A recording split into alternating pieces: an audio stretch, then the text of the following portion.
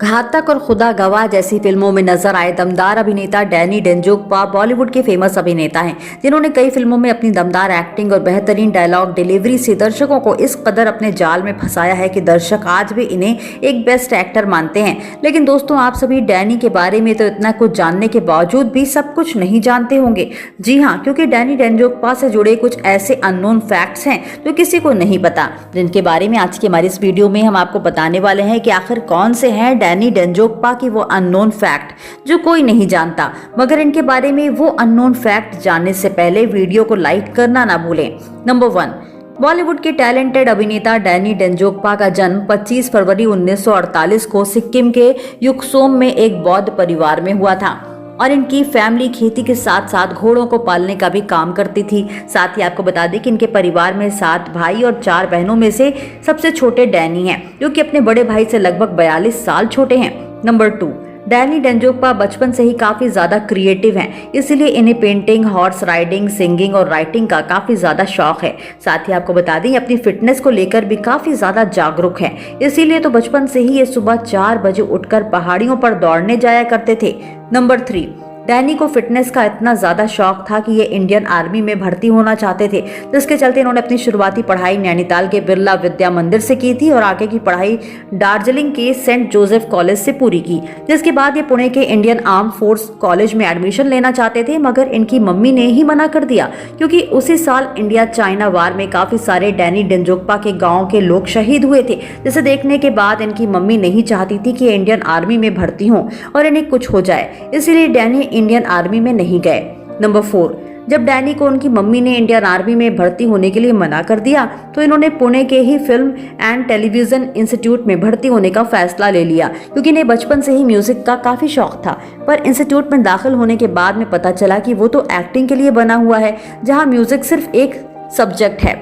Number 5, जब Danny ने institute में एडमिशन लिया तो उनके सीनियर्स ने इनसे इनका इंट्रोडक्शन मांगा, जहां डैनी ने अपना नाम बताया कि मेरा नाम शेरिंग फिन्सो डेंजोगपा है। जी हाँ, डैनी का असली नाम शेरिंग फिन्सो डेंजोगपा है, जिनका ये बड़ा और अजीब नाम सुनकर सभी डैनी के सीनियर्स इनका मजाक उड़ाने लगे थे। जिसके बाद जया भादुरी, जो कि इनके ही स्कूल में इनकी फ्रेंड थी, उन्होंने इन्हें इनका नाम चेंज करने के लिए कहा, जिसके चलते इन्होंने अपना नाम डैनी डेंजोगपा रख लिया।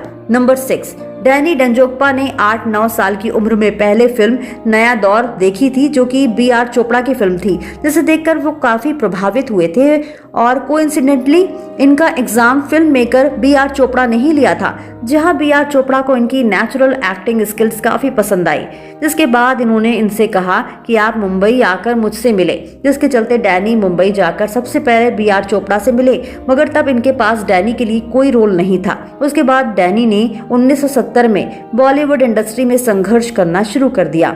नंबर 7, डैनी से जुड़ी एक रोचक बात यह भी है कि जब डैनी फिल्म इंडस्ट्री में संघर्ष कर रहे थे, तो जुहू इलाके में एक मोहन कुमार नामक एक फिल्म मेकर रहा करते थे, जिनके पास जाकर डैनी ने काम मांगा तो उसने डैनी का मजाक उड़ाया और कहा कि एक्टिंग में अपना करियर बनाने के सपने देखना बंद कर दो, जिसका डैनी को काफी बुरा लगा। इसलिए जब मोहन कुमार के घर से बाहर निकले तो उन्हें बगल वाले प्लॉट को देखकर डैनी ने कसम खाई कि एक दिन इस प्लॉट को मैं एक शानदार बंगला बनाऊंगा, जो कि बॉलीवुड इंडस्ट्री में कामयाब होने के बाद डैनी ने बनाया भी।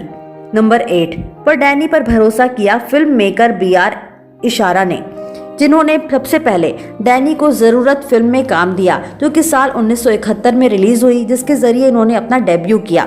नंबर 9, डैनी को सिंगिंग का भी काफी ज्यादा शौक है। जी हाँ, बेहद कम लोग जानते हैं कि डैनी एक अच्छे सिंगर भी है, जिन्हें पहली बार गाने का मौका संगीतकार सचिन देव बर्मन ने साल 1972 में रिलीज हुई फिल्म ये गुलिस्तां हमारा में दिया था। नंबर 10, अचानक से डैनी के संघर्ष भरे दिनों में इन्हें एक शख्स ने कहा, आपको बी.आर. चोपड़ा ने ही बुलाया है, जिसे सुनने के बाद डैनी काफी ज्यादा हैरान हो गए और फिर बी.आर. चोपड़ा जैसे बड़े फिल्म मेकर के वो घर गए।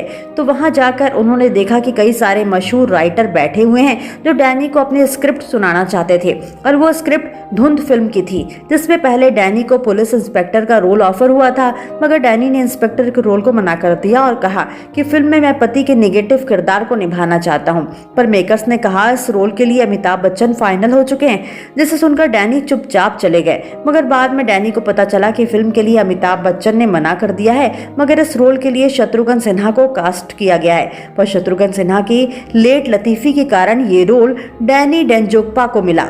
नंबर 11, धुंध फिल्म काफी ज्यादा हिट रही थी, मगर इस फिल्म के बारे में ये अफवाह उड़ने लगी कि डैनी को हिंदी नहीं आती, इसलिए उनके कैरेक्टर को डब किया गया है।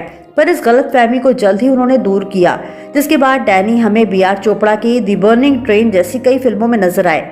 नंबर 12, डैनी को रमेश सिप्पी ने शोले फिल्म में गब्बर का रोल भी ऑफर किया था, पर उससे पहले ही फिरोज खान ने डैनी को धर्मात्मा फिल्म के लिए साइन कर दिया था, जिसके चलते डेट की कमी होने की वजह से डैनी शोले फिल्म नहीं कर पाए। पर डैनी ने इस बारे में कहा, अच्छा हुआ कि मैंने ये रोल नहीं किया, क्योंकि इससे फिल्म इंडस्ट्री को अमजद खान जैसे दिग्गज अभिनेता मिले और अमजद खान की एक्टिंग की बदौलत ही नेगेटिव रोल को दर्शकों ने इतनी अहमियत दी और उनके बाद से दर्शकों ने नेगेटिव रोल में अभिनेताओं को पसंद करना शुरू कर दिया। नंबर 13, डैनी ने अपने एक इंटरव्यू में कहा कि वो कभी भी एक हीरो नहीं बनना चाहते थे, क्योंकि साइड रोल और नेगेटिव रोल की वजह से डैनी को फायदा ही हुआ है। साथ ही डैनी ने ये भी कहा कि हीरो के बारे में मुझे एक बात पसंद नहीं आती कि हीरो को बगीचों में हीरोइन के साथ ऐसे डांस करना होता है जैसे कोई पीटी कर रहा हो, इसीलिए मैं हीरो वाले रोल नहीं बल्कि नेगेटिव और साइड रोल करना ही पसंद करता हूँ।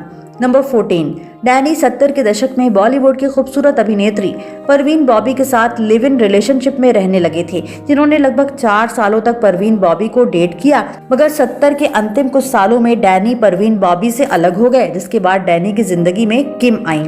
नंबर 15, आपको बता दें कि डैनी को मुंबई की गर्मी और शोर बिल्कुल भी पसंद नहीं है, इसीलिए तो डैनी मुंबई में सिर्फ नवंबर से फरवरी तक ही रहते हैं और बाकी समय सिक्किम के ठंडे माहौल में रहना पसंद करते हैं, जिसके चलते इन्होंने कई फिल्में रिजेक्ट की हैं।